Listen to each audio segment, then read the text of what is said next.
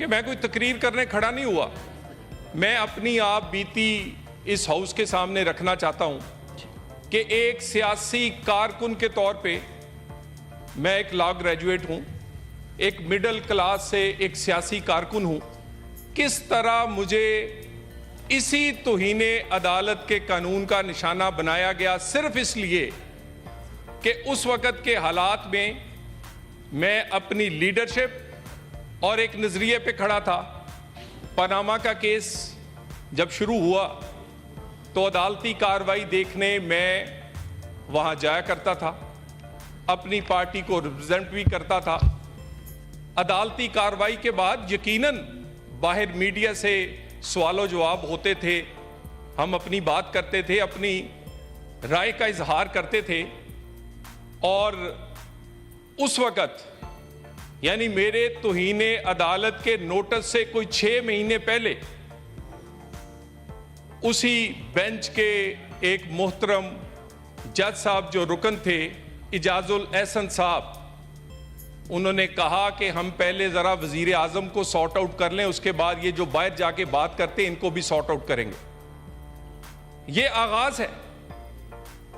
और उसके बाद उसके मेरा नोटिस, मैं वो पूरी केस फाइल आपके सामने इस हाउस के सामने रखना चाहता हूं। किस बात पे लिया गया कि एक जलसा-ए आम जिसमें मैंने तकरीर करते हुए ये अल्फाज कहे कि इन पीसीओ के जजों को निकालो, ये इंसाफ नहीं देंगे, और बड़े जोर से कहे कि पीसीओ के जज, किसी लॉफुल जज का नाम या किसी लॉफुल जज की मैंने बात नहीं की, लेकिन जिन लोगों ने पीसीओ के हलफ मुशर्रफ के तरले मिन्नतें करके, जिसमें खोसा साहब भी शामिल थे, साकिब निसार भी शामिल था, उठाए थे, उन्हें ही दर्द फील हुआ।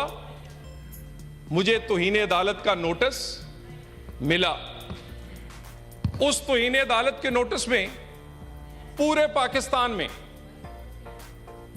कोई वकील जो बड़े बड़े नाम हैं, आज वो जज हैं, मेरा वकील बनने को कोई तैयार नहीं था। कि इसलिए कहते थे कि केस तो बिल्कुल इसमें कुछ नहीं है, तौहीने अदालत तो बनती नहीं है, लेकिन हम अदालत को नाराज नहीं कर सकते क्योंकि उनका मूड खराब है आपके बारे में।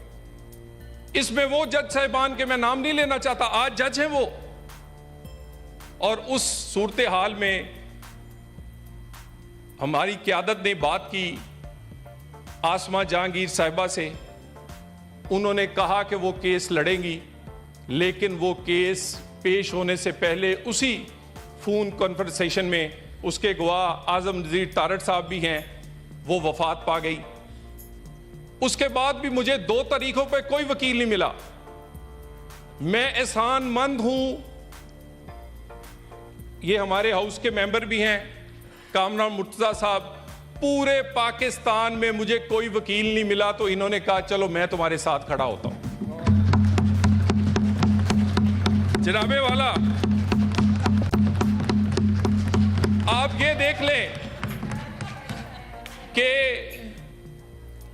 मेरे जैसे के लिए कोई माफी नहीं थी। चेयरपर्सन साहिबा, पूरी दुनिया में तौहीने अदालत का कानून जिसमें स्कैंडलाइज करना है, रेडिक्यूल करना है, यह मुहज्जब दुनिया में खत्म हो चुका है।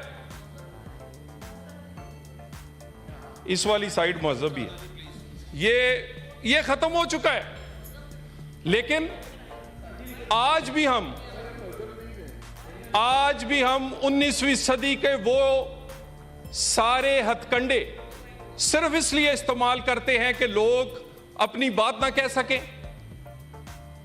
मुझे बता दीजिए, यहां पर बहुत सारे वकला और हमारे ये ऑपोजिशन से यहां पर हैं, क्या ये कानून खत्म नहीं हो चुका? किस मुहज्जब दुनिया में स्कैंडलाइज करने का अदालत को आज भी तौहीने अदालत से अराकीन असेंबली नहीं, किसी आम आदमी को भी वो नोटिस नहीं करते, और यहां पर चुन चुन कर नोटिस कर दिया जाता है। तौहीने अदालत तो मेरा नहीं ख्याल कि मेरे जैसे किसी सियासी कारकुन को सजा देने से कोई अदालत का वकार बुलंद होगा। ये तो जिन्होंने आइन बनाने वालों को सजा देंगे तो वकार बुलंद नहीं होगा, आइन तोड़ने वालों को सजा देना। फैसल वाडा साहब, मैं तो इनके साथ टॉकिंग टर्म्स पे भी नहीं था, मेरा इनसे इतना शदीद इख्तलाफ है। मेरे इस साइड पे भी फाजल रुकन बहुत सारे मौजूद हैं और इनके वो लोग भी जिसमें रऊफ हसन साहब और बाकी उन्होंने रिसेंटली गुफ्तगू की है, वो ज्यादा तौहीन अदालत के जुमरे में आती है। लेकिन मैं सियासी कारकुन के तौर पर वो बुज़दिल नहीं हूं कि अपने मुखालफों को मैं कहूं कि टेक्निकलिटीज के पीछे छुपा कर नाअहल किया जाए। सियासत का मुकाबला सियासी मैदान में होना चाहिए। और ये कहते हैं जी पर्सनल एजेंडे पे बात हो रही है, क्या पर्सनल एजेंडा है? ये जो पार्लियामेंट है, कहते हैं मदर ऑफ इंस्टीट्यूशंस है, इसकी तौहीन कब नहीं हुई? हमेशा रिस्ट्रेन का मुजाहरा किया इस पार्लियामेंट ने। इसका वजीर आजम को लटका दिया जाए, इसके वजीर आजम को उतनी जल्दी किसी म्यूनिसिपल कमेटी के क्लर्क को नहीं निकाला जाता जिस तरह हमारे वजीर आजम को ताहयात नाअहल कर दिया जाता है। ये इस पार्लियामेंट ने रिस्ट्रेन का मुजाहरा किया, कोशिश की कि ऐसा तसादुम अदारों के दरमियान ना पैदा हो, और मौजूदा हालात में तो बिल्कुल भी नहीं होना चाहिए। जब ये सूरत हाल हो तो मुल्क में लगता है कि जैसे अदारे आमने और सामने हैं। मज़ीद हालात हाज़रा से बाखबर रहने के लिए हमारे चैनल आई पॉइंट टीवी को सब्सक्राइब करें।